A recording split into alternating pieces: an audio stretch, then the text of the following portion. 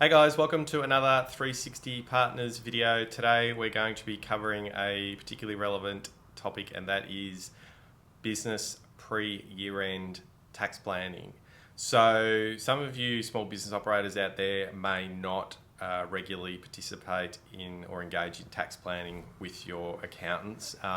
And in the climate we're currently in, and with the complexity of the tax law, even for small and micro businesses, it's really quite important that you're collaborating with your accountants throughout the year to take full advantage of some of the strategies and to also make sure you don't trip yourself up. So anyway, we're going to go through a couple of fairly important issues that we cover with our clients this time of the year.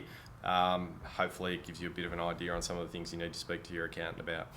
So first thing that needs to happen is if you have a company, a lot of companies at the moment that have company tax debts from, say, 2019 financial year, taking advantage of the ATO's payment deferral plans through to September. Now, the problem with that is if you defer paying your company tax, you will also potentially defer getting franking credits. So it will limit your company's ability to pay out franked dividends for this 2020 financial year that's about to end. So it's very important that if you're going to defer your company tax liabilities from last year into or beyond 1st of July 2020, and a lot of people are seeking to do this because of the COVID issues, that you have sufficient franking credits this year to cover any dividends that you want to pay out. Otherwise, you can end up in some real problems and potentially having to pay out unfranked dividends and double taxation. So check that your franking account balance is adequate for this year before you make payment plans with the ATO. Otherwise, you might have to bring forward some of those payments prior to 30 June with the ATO.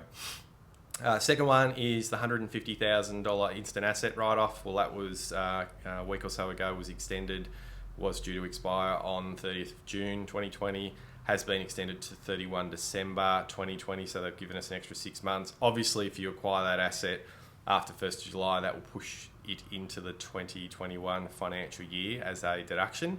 The good thing is, the hidden Easter egg in this is that the way the law is written, even if you had opening balance, pool balance at 1st of July 2019 of a pretty substantial figure, and if you take that figure and add the assets that were required to be capitalised to that pool during the year, if the total of that is under 150,000 at 30 June 2020, we're able to write off the pool balance as well. So most people focused on the $150,000 instant asset write-off entitlement as being a benefit for assets acquired after 12th of March. But there's actually some benefits that can apply if your accountants are on top of this to your balances that were there at 1st July 2019. So make sure you take full advantage of that. We've had some clients where we've identified we can write off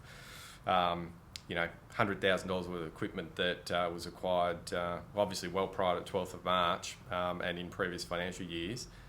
We can accelerate those claims this year and get some, in their case, probably bringing forward $30,000 tax benefit. Another thing everyone needs to be careful of this year is accounting for the business stimulus measures. Obviously, a lot of businesses are getting the cash flow boost and JobKeeper this side of 30 June. And you just need to make sure in your accounting systems and software that they're correctly accounted for and that the correct tax is being paid. So the cash flow boost doesn't have any GST on it, obviously. Because it's not often money coming into your bank account. In some cases it can, but generally speaking it's a credit to offset PAYG withholding. A lot of people don't really understand how to account for it, and there is a process, by journal entry where you will need to account for the reduction in liability owed to the ATO and a accounting income for that matter. And the accounting income will be adjusted by your accountant in the tax reconciliation to make sure you don't pay tax on it, or certainly your accountant should do that. So keep an eye on it. We're encouraging people to record the stimulus measure income for both cash flow boost and JobKeeper in a separate other income account that's identifiable, but we'll certainly be looking for those amounts for our clients. Make sure you bring them to the attention of your accountants. JobKeeper's the same. The difference obviously with JobKeeper, it's income to your business. It is assessable income. Neither of those two payments have GST on them. And most of the state-based business grants are assessable income as well. So just keep an eye on it. I have come across some instances already where clients have flagged receipts of those monies with GST on them in their software. So we've seen clients that have flagged, $5,000 plus GST on the receipt of some of those cash flow boost payments. Obviously, we were able to identify that and correct it, but you don't want to be doing that. Other things to address, if you've got a company, you want to make sure your Division 7A debit loans are managed prior to 30 June. So now's the time to look at making repayments if those balances are pretty high, and just making sure they're under control and you've met your minimum yearly repayment requirements.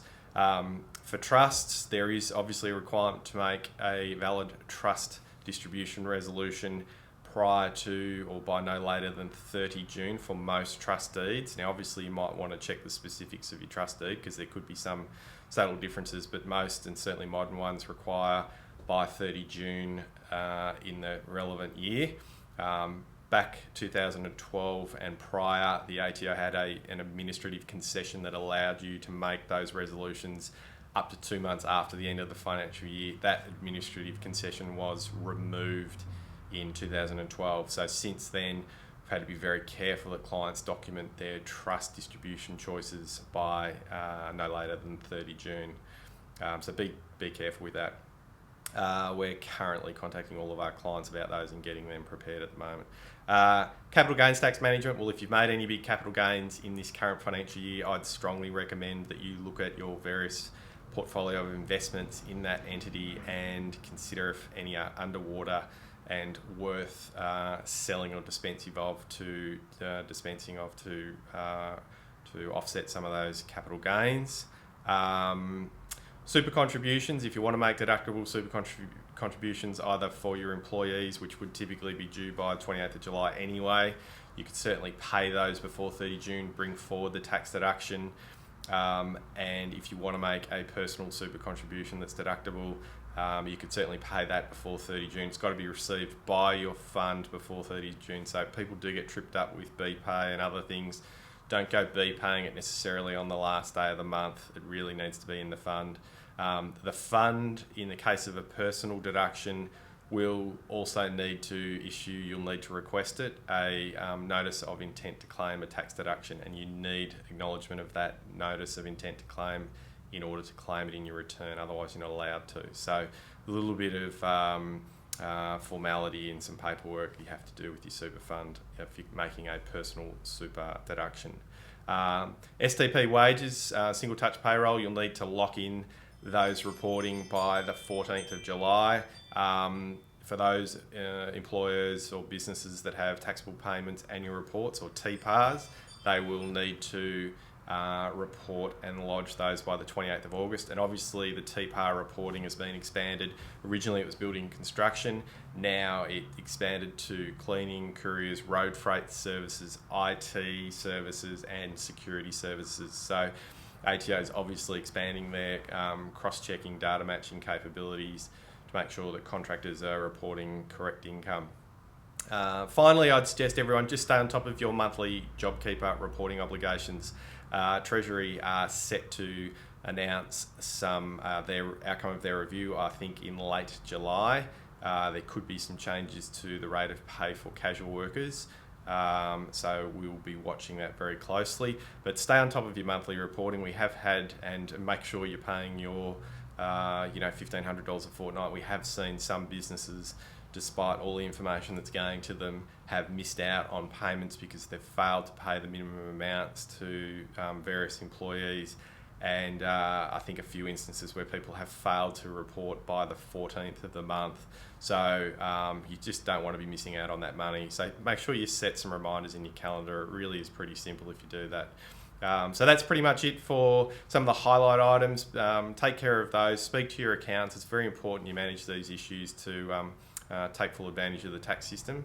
And if you have any questions, obviously post them on our Facebook. We'll try and answer them. Otherwise, we'll see you next time.